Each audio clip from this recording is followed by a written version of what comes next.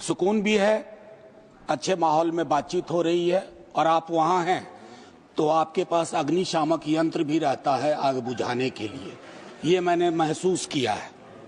माननीय उपसभापति महोदय, इस विधेयक पर अपनी आपत्तियां और अपनी आलोचना माननीय मंत्री जी के समक्ष रखूंगा। बिल के मसौदे पे बिंदुवार आऊंगा, लेकिन उससे पहले मैं चंद बातें रखना चाहता हूं। वो ये है माननीय वाइस चेयरमैन साहब, क्योंकि किसी भी आर्टिकल को जब हम पढ़ते हैं संविधान की इस किताब में कि 14 क्या कहता है, 25 क्या कहता है, 26 क्या कहता है, उसकी इबारत पढ़ने से पूर्व कॉन्स्टिट्यूएंट असेंबली की डिबेट को देखना चाहिए कि उस आर्टिकल के बनने में किस तरह के विचार आए थे। संभवतः माननीय मंत्री जी अगर आर्टिकल 26 ए बी सी की पूरी प्रस्तावना को, उस डिबेट को पढ़ते तो शायद उनका काम एक नॉन स्टैट्यूटरी बॉडी से भी चल जाता, बशर्ते इसके कि इस तरह की चीजें लाएं। आज के आपके समक्ष जब बोल रहा हूं, मेरे पार्टी के राष्ट्रीय अध्यक्ष एम्स में इलाजरत हैं, लेकिन वो गौर से देख रहे होंगे। कल उनके एक वीडियो को कट करके खूब चलाया गया। सर, पूरा संवाद तो देखिए, और अगर उन्हीं को चलाना है तो उनकी तो न्याय, सामाजिक सौहार्द के बारे में इसी पार्लियामेंट में बहुत सारी स्पीचेज हैं, उसको सुना जाए। बहरहाल सर, मैं क्यों कह रहा था आर्टिकल के बनने की बात, होता यूं है सर, यूनिफॉर्म सिविल कोड पे बहुत चर्चा हुई, आर्टिकल 44, लेकिन कहा कि देश का माहौल तकसीम के बाद, पार्टीशन के बाद, बंटवारे के बाद ट्रस्ट डेफिसिट था समुदायों के बीच में, तो उसको सेल्व किया गया, डायरेक्टिव प्रिंसिपल्स में रख दिया गया। जैसे संपत्ति के बंटवारे की बात, आय के असमान वितरण की बात भी डायरेक्टिव प्रिंसिपल्स में आई, 38(2) एंड 39 क्लॉज सी। मैं जानता हूं आज दोनों ही पक्ष आए हैं तैयारियों के साथ, हम गर्दनों के साथ हैं, वो आरियों के साथ। मैं आपके माध्यम से माननीय वाइस चेयरमैन साहब, कोई बात तलखी में नहीं बोलूंगा। किसी को आरी लेकर सदन में प्रवेश करने की अनुमति नहीं है। बिल्कुल सर, आप जिंदाबाद रहें। सर एक चीज, देश का माहौल, और ये मैं गंभीरता, गर्दन लेकर आ सकते हैं जी, आरी लेकर नहीं आ सकते। सर, देश का माहौल कैसा है इस पे एक नजर डाला जाए। गाहे बगाहे इकोनॉमिक बाइकॉट की बात होती है, गाहे बगाहे किसी पुरानी मस्जिद के नीचे कुछ चीजें ढूंढी जाती हैं, गाहे बगाहे प्लेसेस ऑफ वर्शिप एक्ट पे सवाल उठता है। सर, इस तरह के माहौल में आपके बिल का कंटेंट और आपके बिल का इंटेंट दोनों सवालिया निशान खड़े करता है। ये महत्वपूर्ण है। चिंता इस बात की नहीं है, अभी चुन के आए हैं, हम भी चुन के आए हैं, लेकिन चुन के आने के बाद बहुमत विजडम की गारंटी नहीं होता है। आप लोग अक्सर ये सोचते हैं कि बहुत बड़ी बहुमत है तो सारा विजडम आप ही के पास है। सर, माननीय सभापति महोदय, खान पान, वस्त्र, आभूषण, भाषा, इबादत, इतनी तकरार, उसमें क्या होता है ना, एक समुदाय को लग रहा है। सर, मैं आपके माध्यम से एक चीज कहना चाहता था। मेरी भतीजी ने मुझसे, मुंबई अभी गया था, पूछा काका मार्जिन क्या होता है, तो मैंने उसको बताया कि बचपने से हम लोगों को कॉपी में मार्जिन छोड़ने के लिए बताया जाता है, हाशिया। सर, हमें आदत बन गई है हाशिए पे लोगों को छोड़ने की, हम लगातार समुदायों को हाशिए पे छोड़ रहे हैं। माननीय उपसभापति महोदय, मैं ये कहूंगा, प्रेमचंद ने एक कहानी लिखी थी ईदगाह, हमारे सारे साथियों ने पढ़ी होगी। ईदगाह में हामिद ने अपनी दादी अमीना के लिए चिमटा खरीदा। क्या हम में से कोई बता सकता है कि दुकानदार हरेंदर था या सोहाबुद्दीन था? कोई नहीं बता सकता। लेकिन आज क्या चल रहा है, हामिद खरीदेगा तो वही खरीदेगा, हरेंदर खरीदेगा तो वो हरखू के पास जाएगा। सर, ये चीजें, मतलब मैं तो ये कहूंगा कि कुछ चीजें एक दूसरे से ऐसे वाबस्ता होती हैं कि उन्हें अलग अलग देखने को जी नहीं चाहता, उन्हें अलग अलग। Please request you Don't disturb him. मैं सिर्फ ये कहना चाहता हूं, कुछ चीजें एक दूसरे से ऐसे वाबस्ता होती हैं कि उन्हें अलग अलग देखने को जी नहीं चाहता। सर, इस देश के हिंदुओं को मुसलमानों की आदत है, मुसलमानों को हिंदुओं की आदत है, और ईसाइयों को, सिखों को हिंदुओं और मुसलमानों की आदत है। ये आदतें मत बदलवाइए, ये आदतें मत बदलवाइए। सर, एक लखनऊ के मशहूर शायर थे, आजादी के बाद पाकिस्तान चले गए, फिर नेहरू से दोस्ती थी, वापस आए तो लोगों ने पूछा क्यों आ गए? बोला यार बहुत मुसलमान थे यहाँ, लखनऊ का हूं, मिला जुला देखने की आदत थी। ये मैं बता रहा हूं, मैं बता रहा हूं सर कि ये चीजें महत्वपूर्ण है। आज सुबह से कई बार लाइटर वैन में कहा गया सौगात और तोहफा। माननीय उपसभापति महोदय, लोकतंत्र में सौगात और तोहफा नहीं हुआ करता। हम राजतंत्र में नहीं हैं, लोकतंत्र में एक एक पाई स्टेट एक्सचेकर की है, और एक एक पाई पे एक एक नागरिक का हक है, और उस नागरिक का भी है जो हाशिए पे है, और उस नागरिक का भी है जिसने जानवरों को बंद करके एक प्राइवेट जू खोल लिया है। ये हमें समझना होगा। माननीय उपसभापति महोदय, कल मैं माननीय गृह मंत्री जी को सुन रहा था। माननीय गृह मंत्री जी बहुत अच्छी तरह से जो वक्फ है उसका ओरिजिन बता रहे थे। मैं तैयारी का सोर्स हम लोगों का शायद कुछ तो समान है हमारे में। तो वक्फ जो है अरबिक का शब्द है, वक्फा से निकला, मान लिया, और इसका मतलब है कि रिलीजियस, जो पवित्र कोई काम हो, दान हो, धार्मिक काम हो, उसमें इसका इस्तेमाल हो। और अलग अलग लोग इसका प्रोनाउंसिएशन अलग करते हैं, कोई वक्फ बोलता है, कोई वकफ बोलता है। ये अलग अलग धाराएं हैं इस देश की। काबा की मस्जिद जो 622 में बनी प्रॉफिट मोहम्मद के time, peace be upon him, वो पहली इस्लामिक वक्फ थी। उसके बाद एक चीज हम सबको याद रखना चाहिए, हम किसी भी धर्म के मानने वाले हों, राष्ट्र की अवधारणा से पूर्व नदियां नहीं बटी थी, संस्थाएं ऐसे नहीं बटे थे, बनते गए, उसमें सुधार भी हुआ। आप पहली बार सुधार नहीं कर रहे हैं, इसमें सुधार आगे भी होगा। मैंने कहा ना कि दिक्कत होती है कि जब आपका इंटेंट और आपका कंटेंट दोनों मैच करता है तो डर लगता है, क्योंकि उस समुदाय के बारे में सर मैं एक बात जरूर कहूंगा। इस बिल को, चूंकि बिल के कुछ बिंदुओं पे आऊं उससे पहले बाबा साहब भीमराव अंबेडकर को इन्वोक किया गया, और मैं चाहूंगा बाबा साहब भीमराव अंबेडकर, उन्होंने एक लाइन कही थी, उसको बार बार पढ़िए, democracy is incompatible in inconsistent with isolation and excluding minority communities.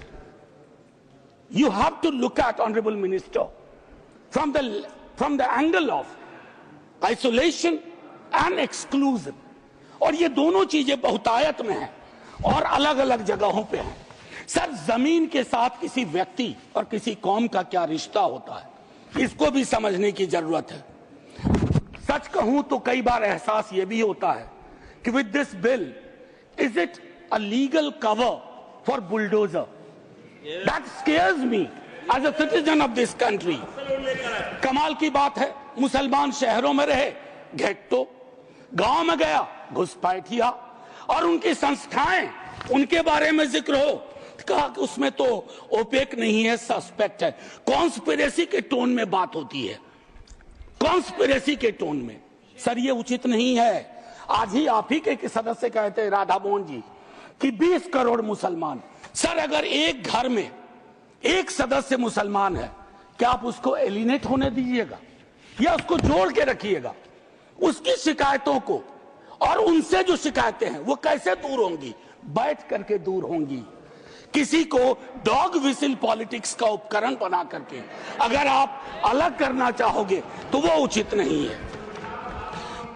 मैं माननीय उपसभापति महोदय, आपने कहा, मेरे कई सदस्यों ने कहा, नॉन मुस्लिम्स को, मैं तो बड़ा तारीफ करूंगा, खड़ा हो जाऊंगा पक्ष में, अगर इतना सेक्युलर मिजाज इस देश का कर दीजिए कि हर धर्म के संस्थाओं में दूसरे धर्म के लोग हो। इस्लामिक कम्युनिटी में डालिए तो हिंदू में डालिए, सिखों में डालिए, क्रिश्चियंस में डालिए, तब न बात होगी। या सिर्फ तय कर लिया कि सारे प्रयोग या सारा संयोग मुसलमानों को लेकर के होगा? ये उचित नहीं है माननीय उपसभापति महोदय। इसमें क्या है, मैं दूसरी चीज कहूंगा कि संपत्ति वक्फ की है अतिक्रमण के पंजीकरण के संदर्भ में। मेरे संजय जी कह चुके हैं, आपकी खुद की एफिडेविट है कि कितना डिजिटलाइज हो गया है, कितना इंक्रोचमेंट हुआ। एक छोटी सी बात कहूंगा कि एक बहुत बेहतर चीज आपने कही थी और मैंने नोट किया था सर, एक कायदे से, सॉरी, नहीं ढूंढने में जो समय लगेगा, नहीं सर, नहीं मिल गया सर, वो एक्चुअली एक मिनट सुनो सही सर, सुनो, ढूंढने में जो समय लगेगा उतना अतिरिक्त समय आपको मिलेगा। Thank you sir. इन्होंने कहा, अब देखिए कि 30 बरस में, प्लीज जयराम जी, 30 बरस में सिर्फ 8, सर मैं इस बोनहोमी को तो धन्यवाद कहता हूं, लेकिन इससे मुझ जैसे सदस्य को थोड़ी दिक्कत होती है अपनी बात रखने में। बाकी अपने प्यार के लिए बहुत जगह है इजहार के लिए। मैं सिर्फ ये कह रहा हूं 30 बरस में सिर्फ 8 केसेस आए। क्या कर रहे हैं हम सर? अब वक्फ बाय यूजर, ये बहुत इंटरेस्टिंग चीज है। किसी भी समुदाय की एक स्मृति होती है। माननीय सभापति महोदय, आप मुझे देखिए, मैं भी आप ही को देखूंगा। किसी भी समुदाय की एक स्मृति होती है। कोई मस्जिद कब से यूज में है, कागजात ढूंढोगे। मैं अभी अपने बिहार का अनुभव बताता हूं। हम बहुत छोटी जोत के किसान परिवार से आते थे दादा के टाइम से। सर अभी वहां सर्वे हो रहा है, कागज हमें अपने घर में नहीं मिल रहा है सर। ये और सर्वे ही बंद कर दिया बिहार की सरकार ने। तो मैं ये कह रहा हूं कि पूरे समुदाय को कटघरे में खड़ा करने के लिए आप यूं ही एक आम अदना मुसलमान शहरी, अदरवाइज वो परेशान है। पुरानी संपत्ति है, लैक ऑफ टेक्निकल एक्सपर्टीज नहीं है, कहां से लाए, सब विवाद में आ जाएंगे। लिटिगेशन का एक पहाड़ खड़ा हो जाएगा हमारे समक्ष। और हां, आप डीएम को बहुत काम पकड़ाते हो। बेचारा डीएम लोकल लेवल पे हम कहते हैं ट्रैक्टर बन के रह गया है। जितनी आपकी योजनाएं हैं, जयंत भाई की विभाग की योजनाएं हो, किसी की डीएम नोडल ऑफिसर, और हम ये मान के भी चलते हैं कि डीएम है तो ज्ञान का सारा भंडार उसके पास है। डीएम को एक एक महकमे की मीटिंग का टाइम नहीं मिलता है। क्या क्या करेगा डीएम? मैं आपके माध्यम से माननीय सभापति महोदय, वीकर सेक्शंस की बड़ी चर्चा इसमें की गई है। कम से कम पसमानदा, अपने हिंदू समाज में भी पसमानदा बहुत बड़े। जब जब आप लोगों के पास आग्रह करता हूं 0 आवर के माध्यम से या किसी उपकरण से कि साहब कास्ट सेंसस करवा दो, तो आप चुप हो जाते हैं। अभी संजय जी ने कहा कि भगवान ने अगर ये व्यवस्था नहीं बनाई ऊंच नीच की, जाति व्यवस्था की, तो भगवान के समक्ष जो इबादत का है, जो मंदिर है, वहां क्यों ये व्यवस्था बनी रहे? क्यों नहीं आरक्षण हो? क्यों नहीं हम सुनिश्चित करें कि पूजा पद्धति किसी एक जाति विशेष के हाथ में ना हो, हर कोई उसमें भागीदारी कर सके? सर तब तो जो राष्ट्र की संकल्पना थी हमारी, हम उसको साकार कर पाएंगे। अब देखिए कंसल्टेशन, रिजिजू जी बहुत इनोसेंट चरित्र के हैं, बहुत इनोसेंट चेहरा भी है। कंसल्टेशन के इतने आंकड़े बता दिए। अब भूपेंद्र जी आप उठते हैं, लगता है पॉइंट ऑफ ऑर्डर ले लीजिएगा। हाँ sir, consultation, there is absolute lack of consultation. Consultation is not about we called so many meetings. Consultation is about did you listen to them? सुना या सुना दिया? आप सुनते नहीं हो, सुनाते हो। इसको संवाद नहीं कहते हैं। संवाद का मतलब होता है दोनों चीजें। और एक चीज मैं कहूंगा और वही खत्म करूंगा, संस्थागत गैर मौजूदगी मुस्लिम्स की आप इंश्योर कर रहे हैं। मैं आज इतिहास के इस कालखंड में हूं, माननीय लीडर ऑफ द हाउस है, हमारे साथी है यहाँ। 2 मिनट के बाद मेरी कही गई बात भी हिस्ट्री हो जाएगी, इतिहास बन जाएगा। लेकिन मैं आपसे आग्रह करता हूं मंत्री जी, don't hurry up, don't hurry up. इस देश के मुसलमान का इस मिट्टी पे कर्ज है और इस मिट्टी का मुसलमान पे कर्ज है। इस कर्ज के रिश्ते को व्यापारी की नजर से मत देखिए, तिजारत की नजर से मत देखिए, क्योंकि अगर वो नजर आपकी नजर में बदलाव नहीं आएगा तो माननीय उपसभापति महोदय, सब कुछ हमारा बिखर के रह जाएगा। आखिरी 1 मिनट लूंगा। मैं सोच के आया था कि क्या कहूं, और मैंने ईदगाह का जिक्र इसलिए किया। एक नूर मियां की सुरमा का भी कर सकता था, विद्रोही जी ने लिखा, उनसे पहले केदारनाथ सिंह ने लिखा। लेकिन मैं अदम कोंडवी, गोंडा जिला उत्तर प्रदेश का आभार करते हुए मैं 2 लाइन पढ़ करके अपनी बात खत्म करूंगा। हिंदू या मुसलमान के एहसासात को मत छेड़िए, अपनी कुर्सी के लिए इस जज्बात को मत छेड़िए। हम में कोई हुण, कोई शक, कोई मंगोल, पता करना बड़ा मुश्किल है कौन कहां से। हम में से कोई हुण, कोई शक, कोई मंगोल, दफन है जो बात, अब उस बात को मत छेड़िए। गलतियां बाबर की थी, जुम्मन का घर फिर क्यों जले। ऐसे नाजुक वक्त में हालात को मत छेड़िए। है कहां हिटलर, हलाकू जार या चंगेज खां, मिट गए सब, कौम की औकात को मत छेड़िए। छेड़िए एक जंग, छेड़िए एक जंग, मिलजुल कर गरीबी के खिलाफ। दोस्त मेरे मजहबी नगमात को मत छेड़िए। हाथ जोड़ के कहता हूं सर, इसको फिर से कंसल्टेशन के लिए भेजिए और एग्जीक्यूटिव के डिसीजन को कमतर करिए, एग्जीक्यूटिव के डिसीजन को, इन्फ्लुएंस को कमतर करिए। और पूरी दुनिया नॉमिनेटेड से इलेक्टेड पे जा रही है, आप इलेक्टेड से नॉमिनेटेड पे जा रहे हो। नॉमिनेटेड लोग बड़े खतरनाक होते हैं, ध्यान रखना सर।